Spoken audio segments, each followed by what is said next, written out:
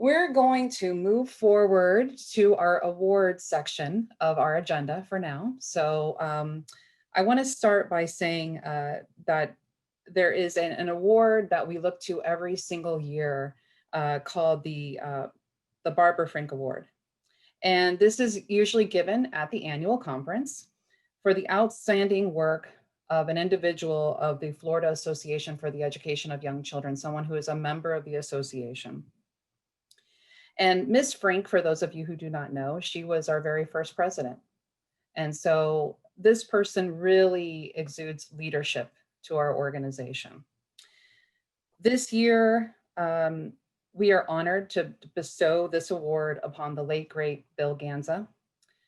Bill did pass away, as you can see, late September, a week or so before his birthday. Bill was the secretary of our board. He was very active locally, absolutely involved at the state level for many, many years. He was involved at the national level through NAEYC and also through the Southern SECA, Southern Association. So we're so honored to be able to present this to him. This has been a very difficult time for all of us. And if you knew Bill, you would know that he had an amazing sense of humor. He was a mentor to us. He guided us, and he was somebody that you could always count on. So I think from now on, we're always going to reflect and say, what would Bill say as we move forward in the organization? But I want to make sure that we also hear Chris is going to go ahead and present to us what his family responded to. And I think we have a photo of his wife and his daughter with the award.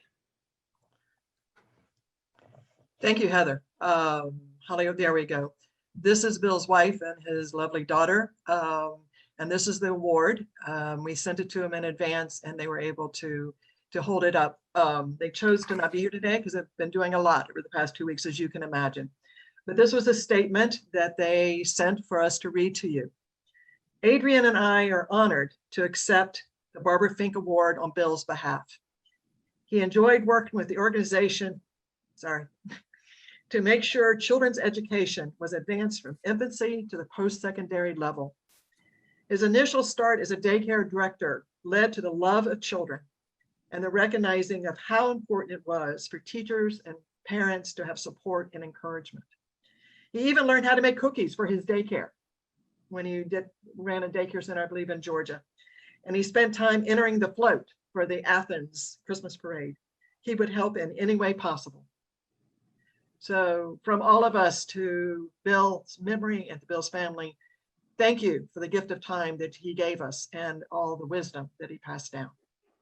Thank you, Heather. Now it goes to me. Yes. I'm sorry. Yes, that's okay. Thank you, Chris, for that. Yeah. Little transition. It's hard to say goodbye to a friend. Yeah. Okay. So you want to bring me up? We have other awards.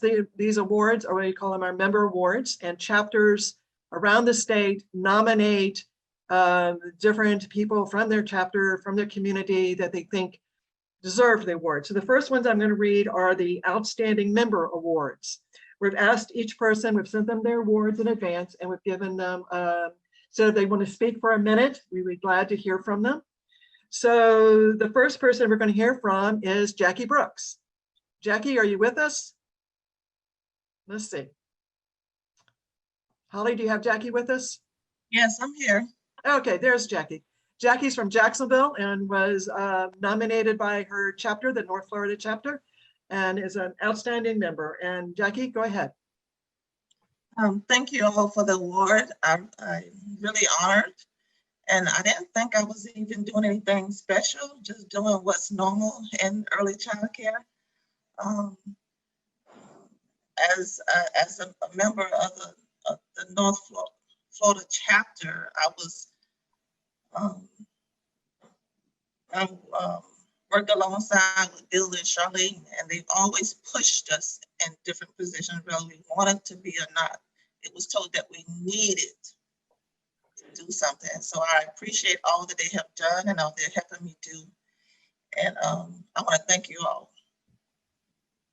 Thank you, Ben. Do you have your award there, Jackie? Can you show it to us? Oh, She doesn't have it. Okay, she'll go get it. Okay, the next member, our outstanding member, is Donna Fong from the Broward chapter. So Donna, are you with us? There, Jackie's showing us her award. There we go. So Donna Fong, are you there? I'm here. Okay, And here is my award. I don't know if y'all can see it properly. we got it. Okay. And I want to thank FLAEYC for this award. It comes at a very nice time.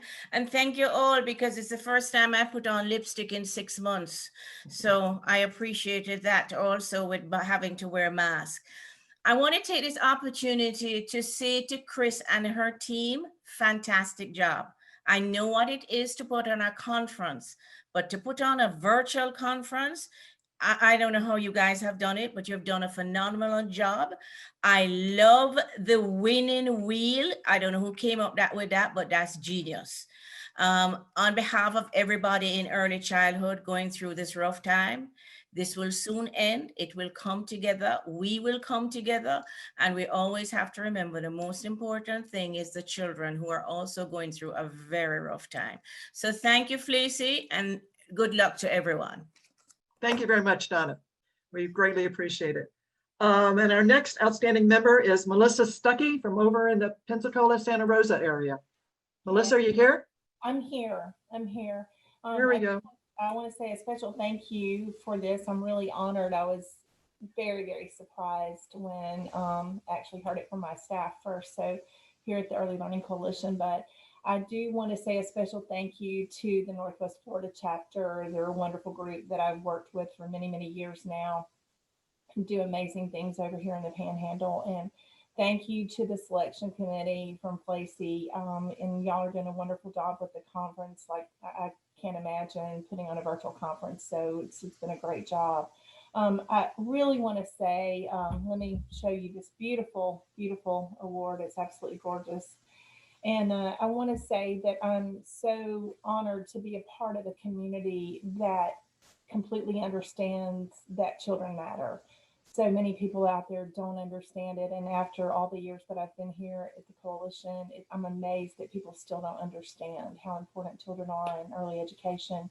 I'm also honored to be a part of a community that recognizes the importance of quality early education and those educational professionals who work with our children every day to make their lives better and prepare them for school and for life. So thank you again so very much. I'm completely surprised and honored, and again, just glad to be a part of this community. Thanks. Well, we're delighted, Melissa. I've known you for quite a while, and I think it's well deserved. Absolutely. Well, thank you, Chris. I appreciate that. Means a lot. Our next category is Advocate of the Year. And what this is talking about is not necessarily someone who maybe is at the state level, but who's an advocate in their local community also, who really strives to make a difference and to stand for what's important for children and families. So our first awardee is Cara Sorciani from the Broward chapter. Cara, you with us? I am. I'm here. And there's my beautiful award. Thank you guys so much. I appreciate it. So about 2 years ago, I got a little bit more of a backbone and a voice, and I became the provider rep for Broward County, as well as starting a provider page for owners and directors. So I just need to say that, one, I've had so many positive role models who have been that leadership role of being those advocates for early childhood education for most of my career, and I'm just happy to finally kind of step up to the plate with them. This award is not mine alone, for sure. This award is for everybody who emailed a politician this past year, attended a meeting and voiced their concerns, post an issue on the Florida page so that I could take those issues to our meetings. And as Mother Teresa said, I cannot alone change the world, but I can cast a stone and make many ripples. So keep throwing those stones. We do this together. We are wonderfully united in ECE now more than ever. So I hope everybody enjoys the conference and keep being a village for these children. Thank you very much, Cara. It's delightful to see you. And our last but not least Advocate of the Year is Juelie Perry-Schwartz, who was nominated by the FLAEYC chapter. And I'm delighted that she's been here all weekend, so let's see where she is. Juelie? I'm here. There you are. Good morning, everyone. Thank you so much. And there it is. Beautiful. I was shocked and humbled by this award, and I just want to thank my colleagues and my friends who, and I agree with Cara, and I talk on that Facebook site she was mentioning for advocacy for early childhood in our field. And remember, for those that were part of Holly's session last night, and even Dana Winters, it's about the message and the story you craft, and the message and the story that you can connect with, even in your smallest of circles. I've always told my staff, you are advocates. You advocate for your classroom children and for your families every single solitary day. And then I tell my directors and my owners, you advocate for the field and the purpose that we're in. And when I work with our coalitions in our colleges, it's an advocacy. It's every time you speak about what we do, you're the advocate. And so that's my encouragement to you, and my message to you is continue to do what in your heart is the right thing for children, and then craft and tell that message. And so again, I'm the same as the rest of these winners, is that this award represents what we do as a team, and FLAEYC and Chris and her team, you guys are just powerhouses, and with you on our side is why we do what we do. So thank you, thank you, thank you for the recognition. And guys, don't forget to check out the Reimagined Play Space, our FLAEYC conference. We've worked really hard and we want your feedback. Thanks again. Thank you very much, Julie. And you're a great advocate for play also. And now we go to our last award. This is the 2020 Children's Champion Award. This is where we look around the state and we say, who is a person who's really stood out this year and really worked at making a difference? And when we came to this time, it was not this year. This time, once again, I'm on tear up. It's an emotional conference this year. I don't know what that's about, but it was a lifetime of advocacy. And we felt like it was time for us to really thank this gentleman for his lifetime of advocacy and what he has done for children. So we are very proud to announce that our 2020 Children's Champion Award is David Lawrence Jr. Thank you, David Lawrence. We greatly appreciate it.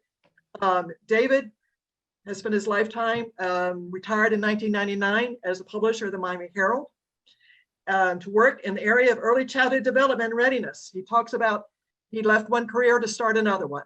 Who knew? You know? He chairs the Children's Movement of Florida, which is aimed at making children the state, top priority for investment. He has served on the governor's Children and Youth Cabinet and twice chaired the Florida Partnership for School Readiness. He's the granddaddy of all. We can say thank you, David Lawrence, for PPK, because it was his efforts that got a program in the Constitution that said that all children should have equitable access to high quality care, and that became our VPK program. I've got lots of things I could cite here, but knowing David, I think he would tell me, let's get on with it, Chris. So at this point, I want to bring David up. David, where are you? I'm here. There we go. There's David Lawrence. So thank you very much, David, for what you have done. And we're so proud. Can you lift up your award so everybody can see it?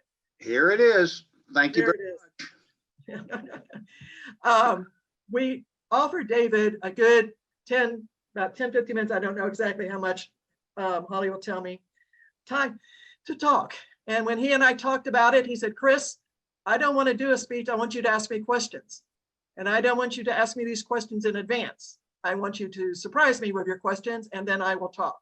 So I have prepared 4 questions, and friends of mine have said, probably we'll get by 1 question, because David's going to have a lot to say about any of these topics. So I just want to say, and we're going to get into our strategic plan for everybody, but this question comes from a conversation David and I had about our strategic plan, and me pointing out the goal for FLAEYC is to ensure that all children have equal access to high quality education. And David challenged me on that. I talked about accreditation. I had a quick answer. We're going to get everybody accredited. And then David said, well, Chris, how are you going to get centers in Miami, in the low income areas? What are you going to do about that? And how are you going to get them accredited? And it was a good conversation to have. And it brought in the question of equity. So David, what I would like to ask you is, in your mind, what does equitable access to high quality early learning for all children really mean? Well, I start with this principle, and the way I'll explain it is through the prism of kindergarten. Kindergarten was invented in 1837 by a German named Froebel. Comes to the United States first in German in the state of Wisconsin. And for most of its life, until recent decades, it was mostly for quite poor children and quite well-off children. It became a movement when it became about everyone's child. 2/3 of the states in the United States of America, including Florida, don't require kindergarten. In Florida, you have to go to school by age 6. You don't have to go to kindergarten. But I don't know a parent who doesn't want a kindergarten-like experience. All my work starts from the basis of parents really love their children, want their children to be successful. But the way to build all of this is by focusing on everyone's child. So if I have 5 children and 7 grandchildren, I want each of those children to have the right blend of health and education and nurturing and love. And love is extremely important in all of this. If I want that for my children and grandchildren, then I ought to want it for everyone's child. So here we are in the richest country in the history of the world. Here we are, this is not a political statement, a country that can afford $2 trillion to bring democracy to Afghanistan. I do not believe that we're going to be successful in that. If we could afford to do that, then we can certainly afford every child in this state and the other 49 to have a high quality early learning experience. So that's philosophically where I start from. I mentioned one other parallel here. So I'm old enough to remember the modern civil rights movement. I certainly remember what happened in the 60s. I certainly remember going to a segregated high school in Bradenton, Florida. I certainly remember going to the University of Florida when it was desegregated and half the campus thought, boy, this is really good. And the other half thought Satan had taken over. I will frequently ask an audience about what was the civil rights movement about? And invariably people will talk about oh, it was about Black people, minorities, African Americans. I say, you got it totally wrong. The civil rights movement was and is about every American. It was about equity for an opportunity for all Americans. Thank you, David. While I thought about the questions, I want to let you know I did reread your book. I thought that would be a good place to start because I do know you often say to people, well, have you read the book? And I had read it many years ago. And so I picked it up and thought, let me read it again to make sure what we're talking about, what we're thinking about. I also want to let you know that we provided those 50 books to 25 of the people who attended the equity workshop on Thursday and to the people who also attended the accreditation symposium yesterday. So we're already getting your book out there. When I read through it, I thought in terms of our FLAEYC's quality initiative, which is about leadership, equity, and advocacy. So I've asked you a question about equity, and now I want to talk about advocacy. In this audience today, you have lots of people who are our young professionals, our future leaders of Florida, and they all let us know they want to be advocates. And what I want to know from your perspective, how and why should we advocate for a profession and the mission of this organization? How can we be the best advocates that we need to be?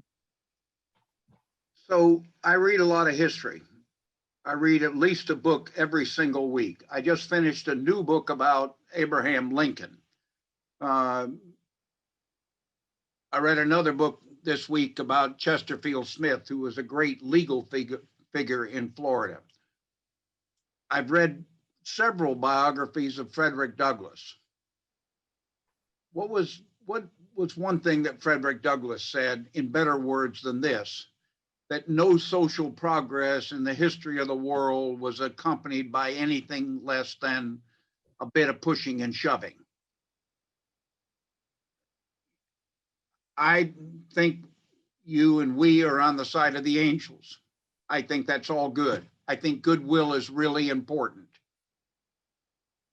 But I want FLAEYC and others to say, boy, if we aggregated our power, not only used it individually, but if we aggregated our power, what did Shangoff tell us this morning? There were 6,500 providers of BPK in this state.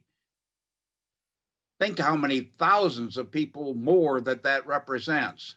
What I'd like is that this organization not be political in the sense of tribalism that we see in this country today, but make the case and push hard with elected folks and other folks so that every child has a real chance for high quality. Part of my pain in all of this is that we're paying less per child in BPK today than we did in the 2005-2006 school year when all of this started. Meanwhile, as the cost of living has risen significantly. So we have among the 6,500 sites for early learning, we have some that are spectacularly good. A FLAEYC center, by definition, is really, really good. But if you're paying the state's money, and the state's money is the people's money, that is yours and mine and everyone else's. And if the constitutional amendment says twice high quality, then we ought to be paying only for high quality, and we ought to be paying more for high quality. So I'm not trying to edge anybody out. I'm saying let's work harder to get everybody to the high quality that you all represent. I think it is simply crucial. You just segued into my next question. But I want everybody to know, if you have a chance to read his book, I was struck by the chapters that are so relevant today. He talked about his time during the civil rights movement, all the things happening. He talked about equity. He talked about how the BPK program was formed. And I just feel like it's a current read, and I really encourage people to do that. David, I want to insert one thing here. Please. Anybody who buys a book, every single nickel of my share, and I've sold 22,000, it goes to the Children's Movement of Florida. So I'm not getting rich on this. So buy it for better reasons than my getting rich. And when we get to the strategic plan, I'm going to point out to everybody that our strategic planning effort benefited from the children's movement. So I greatly appreciate that, David. I'd like for you to keep talking about the universal pre-K a little bit, because you spent a lot of time talking about how you got there, how you came up with the idea of it. And what I'd be curious about is, with all the work you did to get it started, and to make sure that everybody's child has the best, and where you started from, there were some key concepts you worked from. So what were those key concepts? But also, looking back on it and look where you are today, do you have any things that you would have done differently to make sure that we have a different kind of program today? So let me take the first part of this. I didn't know anything about this subject until 1996, and Lawton Childs asked me to lead a task force on what he calls school readiness. It was a wake-up call for me, and although my children were educated at home and elsewhere by these principles, I did not understand them as principles. It was a great wake-up call. I spent 2 years on it.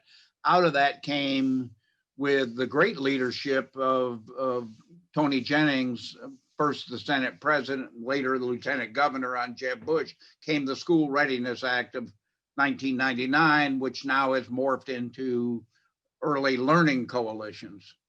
I think I'm a pretty darn good reader, and I'm the kind of child, I was one of 9 children. I'm the kind of child that at age 11, when we get the World Book Encyclopedia, I would sit down and read the encyclopedia. I wasn't looking up anything specific. I was just reading the encyclopedia, and history in particular has always interested me. So when I retired in a way, one of the things I did was to go to France and look at École Maternelle. Was helpful for me to understand how another country would approach this. On the same trip, I went to Sweden because I wanted to understand home visiting better. In about another year or so, I went to Reggio Emilia to understand what was happening in the northern quadrant of Italy. So I've read a lot, met with a lot of people, traveled this country, went to the Yale Child Study Center and so forth. So I was then sort of armed with a bunch of things. I then came back to Miami, and it was 1999, and I came back to Miami and met with hundreds of people. I had 3 huge community sessions, and most people said, stood up and said, well, this is really important, and if you give me more money, I think things will be better. I don't think money is the essential answer. I think standards of quality is essential answer, and then you need the resources to undergird that. I was still learning. We then held that same year a children's summit in Miami and had 4,500 people in one room. And they got to vote electronically on what they thought and what they would do and so forth. I then decided, you asked what did I learn? One of the things I learned is you'll never increase the supply of quality enough until you increase the demand for it. I see my own children over these past few years having children themselves and then wondering about where would I send my children to early learning centers, childcare, where would they go? And they looked at what is it going to cost me? How close is it to my home or work? And they certainly wanted their child to be safe by the end of the day. Having said that, they didn't really know enough to ask, well, is this brain stimulating childcare? They had never heard of accreditation. So I think that part of your job and my own is real education. I told you earlier that I absolutely believe that parents love their children, and don't any of us ever take that away from them. But they frequently not sure what to do. And it doesn't require a college education to figure out how to go into Publix, for instance, and a child in a shopping cart and pointing out, let's get 1, 2, 3, 4 of these, or this is a circle, this is a square, this is a such and such.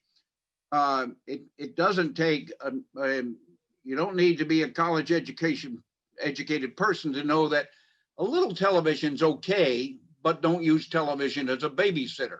People need interactivity. I think these concepts are all actually pretty simple. One of the challenges I've had in my life is that people will say, oh, you're doing noble work, and kind of pat you on the top of the head. Well, yeah, this is work of significant nobility, but it's actually extremely practical kind of work. You have 160 people in the Florida legislature. All of them, let me assume for a second, are really good people. Most of them have families of their own. They care about children. I think they care about other people's children, but they really don't know much about this. And as a consequence, it's been less of an agenda item in the legislature than it should be, though I see people, including someone I work with closely, Vance Lupus, who is, I think, now the CEO of the Children's Movement, who is a wonderful representative on this subject. And there are several other people who are as well. be honest with you, we have not had a governor who cared fiercely about this since Lawton Chiles. Jeb Bush cared deeply about education, but I think he came a bit late to understanding this, but now does understand it in some detail. We need more people in significant office to say, boy, this is really important. Thank you, David. I think we can all definitely agree to this, and you're kind of speaking to all our hearts. As we close out and move into a strategic plan, which I hope you stay for, because you're partly responsible for making sure we have one this year. Do you have any final words you want to say to FLAEYC and all of our friends and members who are on this call and are so proud of you and all the work you have done? Do you have any final words for us? I work hard, have all my life to get out of the office. Now I have a good excuse to keep out of the office, but when I was in newspapers, I spent a lot of time out of the office because I don't think you learn much in the office. I spend a lot of time visiting early learning centers, childcare sites, and so forth today. Just listening to Tabitha this morning was inspiring. I think the work you do is inspiring. And again, I'm going to go back and say it is work of nobility, but it is very practical work. I'd say finally, most of you have heard this. We live in a country where 3 out of 4 young people ages 17 to 24 cannot enter the American military. So this isn't like when Dave Lawrence went to University of Florida, had to be in ROTC, had to learn how to clean an M1 rifle. Today, 3 out of 4 young people those ages cannot enter the American military because they have a substance abuse problem, criminal justice problem, an academic problem, or a physical challenge. That ought to worry you about the future of the country. Now, what's the solution? It's not fixing the 4th grade or the 8th grade or the 12th grade. The solution is to deliver the children in far better shape to formal school than so many are. And you all are at the very core of what this is all about. So I think you are an absolute blessing to the future of Florida and America. And I thank you. Thank you. Thank you very much, David. We greatly appreciate your words.